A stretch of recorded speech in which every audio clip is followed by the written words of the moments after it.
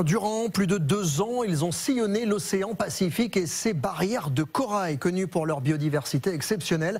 Les scientifiques de la mission Tara Pacifique en sont revenus avec de magnifiques photos, comme celle que vous découvrez derrière moi, et de nombreux enseignements aussi sur l'évolution des fonds marins face au changement climatique. Et nous allons ce soir en parler avec vous, Vicky Bogart. Alors, qu'est-ce qui a le plus marqué d'abord ces scientifiques?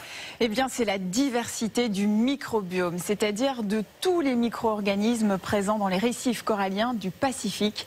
Jusqu'à présent, leur nombre aurait été largement sous-évalué.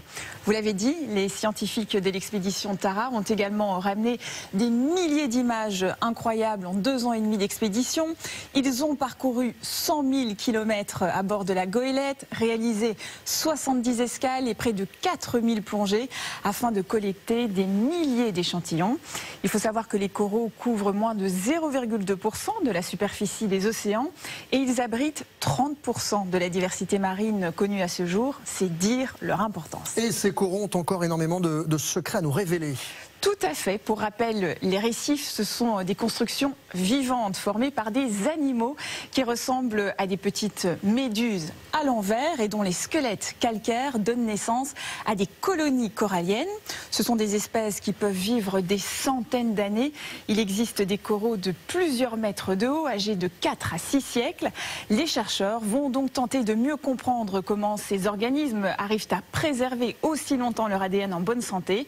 D'ailleurs, contre toute attente, les scientifiques ont aussi découvert que certaines espèces de coraux étaient capables de survivre, voire de s'adapter au stress induit par le dérèglement climatique. Plutôt résistants donc, ce n'est pas pour ça qu'ils ne sont pas en danger. Non, pas du tout. Cette adaptation a évidemment des limites. 20% des récifs sont déjà détruits et ne montrent pas de signes possibles de reconstruction. D'ici 40 ans, c'est plus de la moitié des récifs coralliens qui pourraient disparaître. En cause, la hausse des températures et l'acidification de l'océan. Une hausse de moins d'1 degré de la température de l'eau pendant quelques semaines seulement peut suffire à provoquer le blanchissement des coraux. Mais ce n'est pas irréversible. Si les conditions redeviennent favorables, le corail peut reprendre vie. Un espoir donc. Merci beaucoup, Vicky Bogart.